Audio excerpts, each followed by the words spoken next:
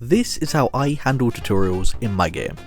At the start of a game, communicating the controls and mechanics can feel daunting for both the developers and the players. It's easy to get wrong and very hard to do well. A lot of indie developers, myself included, have at some point made the mistake of info dumping all the controls before the game begins.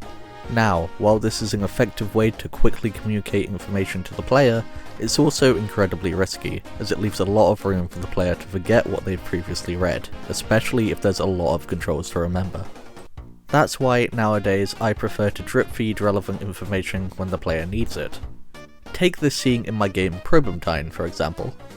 You come out of this door and are met with a ledge that you need to jump on. As you approach it, this projector activates and tells you the controls for jumping. Now the player has all the information they need to complete this part of the level. This method makes it much easier for a player to remember what they've learned. Not only are you teaching them things one at a time, but you're also doing it in a way where they immediately get to try out those abilities. Fast forward a little later in the level and you get a similar projector teaching you about the short hop you can perform, which the player, once again, immediately has to make use of to continue, which helps reinforce the ability into their memory.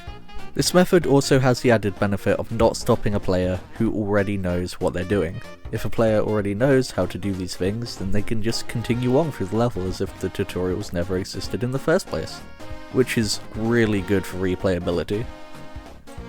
Also means I don't need to make a skip tutorial function.